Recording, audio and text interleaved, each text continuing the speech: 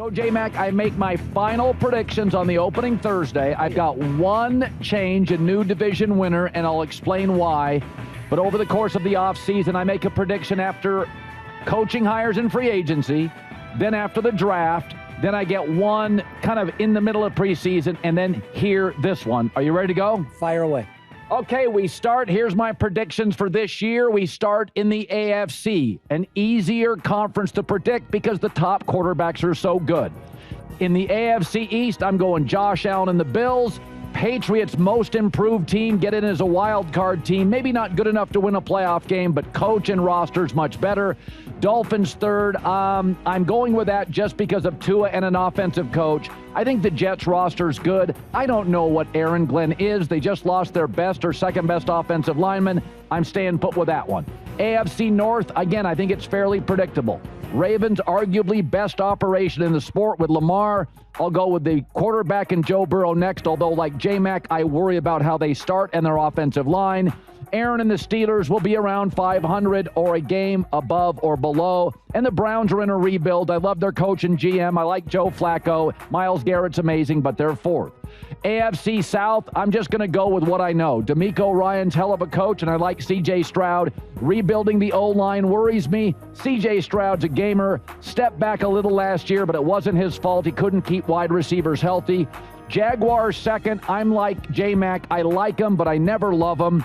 Titans third. Colts don't know what quarterback they're going to use. That's scary. They're fourth. Well, they do know what quarterback, and it's not a great one. AFC West, I think it's very difficult. I think you have four really good teams. I think the Broncos have the best roster. Kansas City, Reed and Mahomes. Once again, I don't know. A rookie left tackle. Joe Tooney's gone, worries me. Also, wide receiving core. No Rashee Rice. Travis Kelce getting old.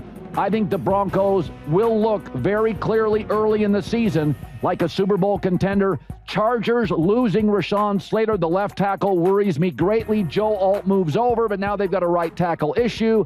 And the Raiders will be the best fourth-place team in the division. So Bills, Ravens, Texans, Broncos are the division winners. Patriots, Bengals, Chiefs are wild card teams. New England Bengals are both new playoff teams. NFC, again, I think it's pretty static.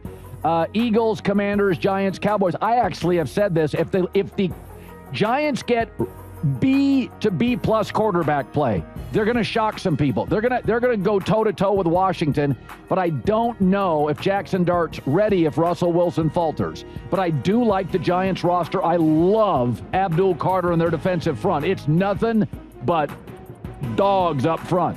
I think in the NFC North, again, I'm just going to kind of roll with the quietest offseason, the Green Bay Packers.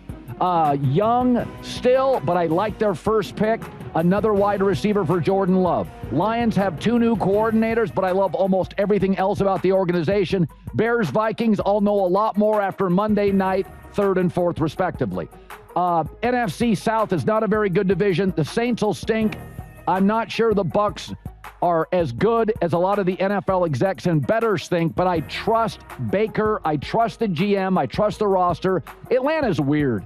I mean, I've spent more money on the Falcons losing bets. I don't know what Atlanta is. I'll just wait till Thanksgiving. Panthers are better than people think. I'll put them third, Saints fourth.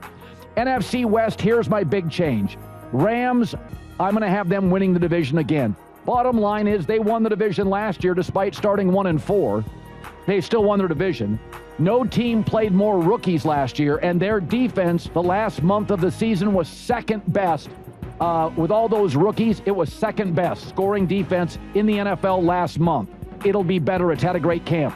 Seattle, the reason I moved them from first to second, they have the cheapest offense in the NFL. They don't have a number one receiver. Gray Zabel is a potential impact offensive lineman, but their O-line last year stunk. So I don't think they have the firepower. Again, I think Seahawks could win 9 games. I think the Niners could win 9, and Seahawks win the tiebreaker. I don't think there's a big gap in this division between the Rams, Seahawks, Niners, and Cardinals. I don't. If the Cardinals won 8 and the Rams won 10, that could be the difference. I only have one new team making the playoffs in the NFC. It's the Seahawks.